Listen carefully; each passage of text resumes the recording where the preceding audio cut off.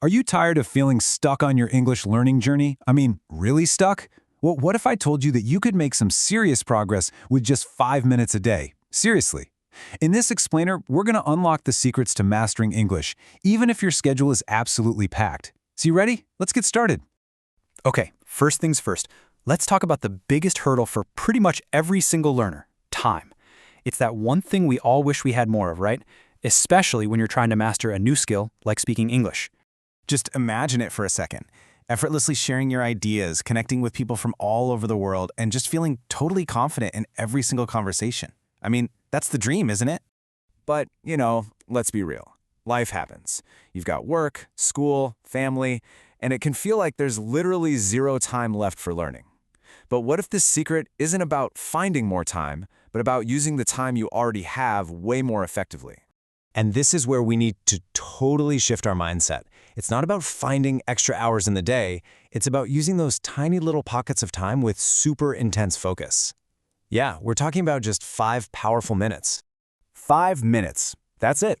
I know it might sound a little too good to be true, but the magic here is all in the consistency. See, these small daily actions, they compound over time, and that leads to massive results. So, how exactly can you make the most of these precious 5 minutes? Let's find out. First up, let's get into the foundation of clear speech, that all-important connection between your ears and your mouth. To really speak English clearly, you have to train them to work together as a team. And trust me, I've got the perfect exercise for you. It's a technique called shadowing, and honestly, it's like a workout for your mouth. All you do is find a short audio clip, maybe a line from your favorite TV show, and you repeat it immediately after the speaker. But here's the key. Don't just say the words. You need to mimic their rhythm, their intonation, their entire vibe. You're basically teaching your mouth to dance to the music of English.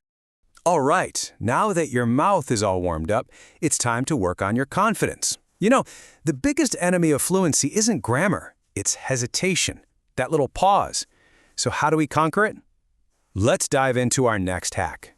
So check this out. This is the 1-minute story challenge. You pick a super simple topic, anything you want, what you had for breakfast, your weekend plans, and you just talk about it for 1 minute straight. Now, there's only one rule, and it's a big one. You can't stop talking. Even if you mess up, even if you stumble over your words, you just keep going. This is all about building that forward momentum. And please, forget about being perfect. This exercise is all about training your brain to think on its feet and just find a way to communicate, no matter what. It's about building the habit of speaking without that fear of making a mistake. Okay, are you ready to level up your learning? Your phone is your secret weapon here. Record those 1-minute stories and then listen back. I know it might feel a little weird at first, but this is how you become your own best teacher. You will be amazed at what you notice just by listening to yourself. And listen, don't get discouraged if you sound hesitant or nervous at first. That is totally normal.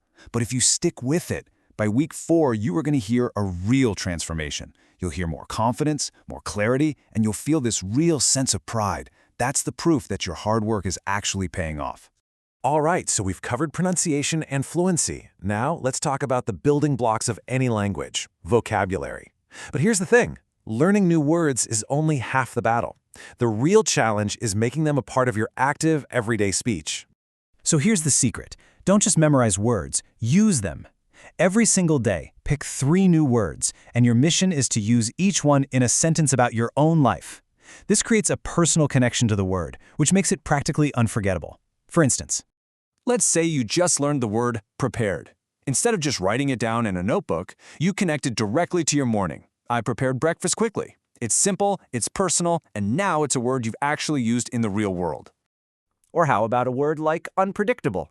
Just look out your window. Is the weather a little crazy today? Perfect.